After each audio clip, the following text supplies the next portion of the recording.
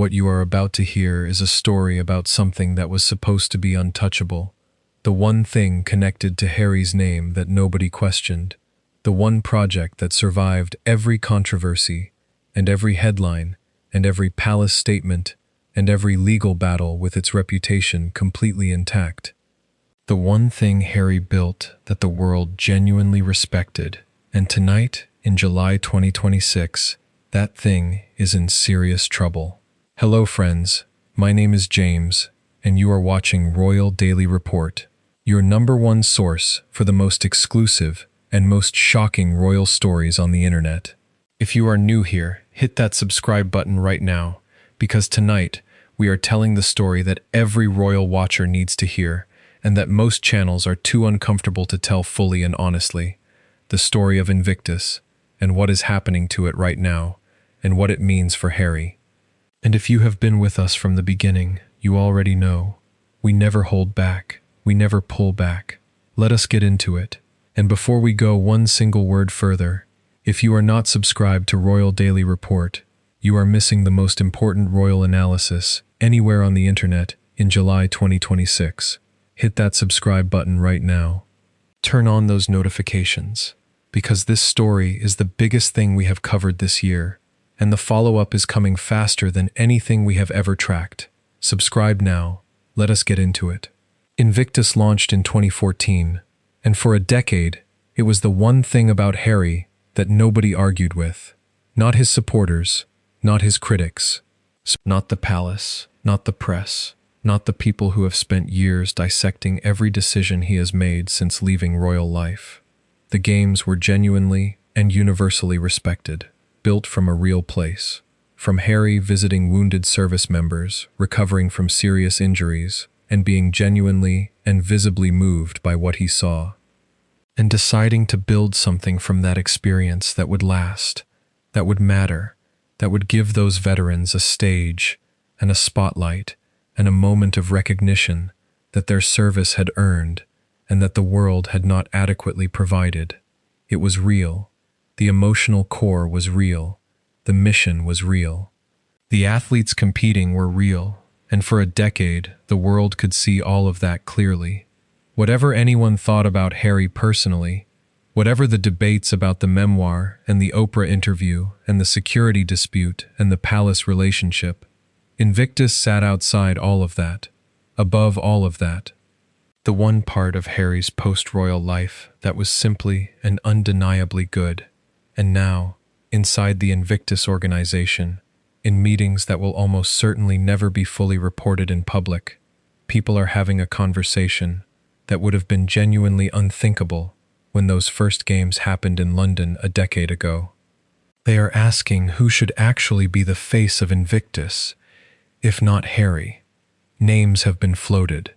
David Beckham, Mike Tyndall, raised half as a joke at first, according to the reporting that has surfaced, but raised seriously enough to circulate through actual reporting rather than remaining confined to idle speculation. And the fact that the question is being asked at all, seriously enough to be reported, tells you that the brand problem sitting underneath this organization has become considerably bigger and more structural than any single bad news cycle could account for. Subscribe to Royal Daily Report right now because the specific developments that brought Invictus to this point, the sponsors who have walked away, the board member who resigned, the veterans who threatened to withdraw, and what all of it means for Birmingham 2027 is coming right now. Hit that button, turn on those notifications, subscribe now. Let us go through what has actually happened, step by step, because the shape of this problem matters, and it is worth understanding in sequence, rather than absorbing as another undifferentiated wave of negative Sussex coverage. Boeing, one of the largest companies in the world, a company that spends months running detailed internal brand safety reviews before attaching its name to anything of this scale and public visibility, quietly closed its file on future Invictus involvement rather than renewing what had previously been described as a long-term multi-year partnership. Boeing did not have a budget crisis. Boeing did not go cold on veterans as a cause. Boeing made a targeted decision about this specific organization at this specific moment. And that decision was made in a boardroom full of people who read every available piece of information about the organizations they associate their name with, and decided that right now, the information they were reading did not support renewal. Australia's government confirmed, in its most recent budget, that it has finished funding Invictus Australia. And here is the detail that matters most about that specific decision. This was not a government going cold on veterans as a category. In the same budget that cut Invictus Australia funding, the government increased broader veteran spending elsewhere. This was a targeted decision about this specific organization, not about the cause, about Invictus. A senior board member with decades of relevant governance experience stepped down without any public explanation being offered. The kind of quiet, unexplained departure that speaks considerably louder than any formal public statement ever could. And Harry lost the largest and most consequential court case of his year, with legal costs reported in the region of £50 million. Calling the ruling a complete and obvious whitewash to reporters outside the courthouse, his words said publicly, on camera, during the same week Invictus was trying to attract new sponsorship commitments for Birmingham 2027.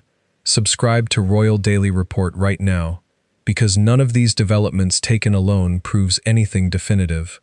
But together as a pattern across a compressed time frame, they describe something that corporate sponsors have been reading and responding to for months. And what they are saying with their signatures, or the absence of those signatures, is the story you need to hear. Subscribe now. Hit that button. Turn on those notifications. Subscribe now. Here is the comparison that cuts closest to the heart of this problem. William did not have to build Earthshot around his own personal biography to make it land with the public and with corporate sponsors. 5 years into that project, it is still funding real named, measurable environmental projects distributed across multiple countries. And nobody in the sponsorship world is seriously asking whether Earthshot can survive being associated with William specifically, as an individual. Because the prize exists somewhat independently of William as a personality. His personal controversies do not automatically become Earthshot's controversies, in the way that Harry's ongoing legal troubles have become functionally inseparable from Invictus coverage at every level.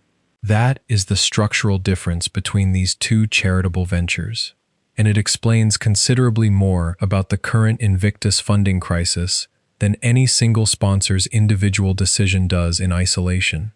When your own name is the brand, when the founder's personal story is not simply the origin point of the cause, but remains years later the primary lens through which every subsequent headline about the cause gets filtered and interpreted, your bad headlines inevitably become the brand's bad headlines. A wounded veteran preparing to compete at Birmingham has no control over Harry's court case, over his security dispute with the British government, over the state of his marriage, over any of the other threads currently generating coverage around him personally. But that veteran's actual funding for travel, accommodation, equipment, support is directly and measurably affected by how those completely unrelated threads make corporate sponsors feel about signing a renewal check. And here is the detail that our source says deserves more attention than it has received in most coverage. It is not outside critics or tabloid editors raising concerns about the direction of Invictus. It is the veterans themselves, the intended beneficiaries of the entire organization. Competitors who have been through genuinely serious combat or service-related injuries and genuinely difficult recoveries, people for whom this competition represents something significant in their personal journey, have reportedly expressed frustration that coverage of the games keeps gravitating toward Harry and Meghan instead of toward the athletes actually competing. Some reportedly threatened to withdraw over exactly that dynamic. Sit with what that specific detail means. These are not people with an axe to grind against the Sussex brand. These are the people Invictus was built to serve, feeling like supporting characters in their own competition, in an event specifically designed to center their stories above everything else. Subscribe to Royal Daily Report right now, because what this means for Birmingham 2027 The concrete, practical consequences for real veterans, if the funding gap does not close, is coming right now. And you need to be subscribed to get our complete coverage as this develops. Subscribe now. Hit that button. Turn on those notifications. Subscribe now. The concrete mechanics of a funding shortfall matter here, in ways that the abstraction of that phrase makes too easy to lose sight of. A wounded veteran preparing to compete at Birmingham 2027 needs international flights booked well in advance, often for themselves and a support companion. They need accessible accommodation secured for the full duration of the games. They need medical assessments cleared well in advance. Sometimes multiple rounds of assessment. Every single one of those line items depends directly on sponsorship money being decided right now in corporate boardrooms that have essentially nothing to do with the veterans as individuals and everything to do with brand safety reviews connected to Harry's ongoing personal situation over which those veterans have zero influence whatsoever. If the funding gap does not close meaningfully before 2027, the options facing organizers are not good ones. Organizers themselves have already publicly acknowledged this. A smaller event with fewer total competitors, fewer participating nations able to send full teams. A shorter program with fewer events for the athletes who do attend. Or in the most serious scenario currently being discussed, an outright postponement. Organizers have already conceded this is genuinely on the table if current funding trends continue. None of those potential outcomes touch Harry's personal finances in any direct way. All of them land squarely and exclusively on the people the foundation exists to serve. There is also the quieter but genuinely revealing question of who actually wants to work for this organization professionally right now. Birmingham has reportedly struggled significantly to fill senior operational roles ahead of 2027, with multiple qualified candidates reportedly turning down positions after learning the role came with the word Invictus attached to their professional identity, citing the organization's current reputation directly and explicitly as their stated reason for declining. That is not competitors losing faith in the mission. That is experienced professional people independently deciding that the specific reputational exposure that comes with this role is not currently worth taking on. There is a genuinely fair version of this story where Harry comes out looking considerably better, and it deserves real space. Harry's personal story, a man genuinely moved by what he witnessed visiting wounded veterans, who built something real and lasting from that experience, is a genuine and significant part of why Invictus resonated as powerfully as it did in the first place. Strip the founder's personal story out entirely, and you risk losing the raw emotional core that made this more than just another charity gala circuit event. The people quietly suggesting Beckham or Tyndall as alternative faces are not necessarily proposing a better version of Invictus. They may be proposing a more commercially convenient version, stripped of the specific personal resonance and lived experience that made the original concept matter. What we are genuinely looking at is a founder whose personal story built something real and lasting, running headlong into a set of largely unrelated personal controversies. The court cases, the security disputes, the family estrangement, that are now making it considerably harder to lead the organization without inevitably pulling the whole thing into his personal turbulence. Whether he intends to or not, reasonable people land differently on which side of that tension should win out. What is much harder to argue in good faith is that the tension itself is not currently costing the games real, measurable money at the exact moment in the funding cycle when they can least afford to lose any of it. Subscribe to Royal Daily Report right now because we are going to be covering every single development in this Invictus story, from now through Birmingham 2027. Every sponsor announcement, every board development, every funding update, we will be here for all of it. Subscribe now. Hit that button. Turn on those notifications. Share this video with someone who has been following Harry's story and who needs the full picture, not just the comfortable version. Subscribe now. The question that matters most, right now, is not whether Invictus is finished. It is not. and possibility genuinely still exists in real, tangible terms. There is still meaningful time before 2027.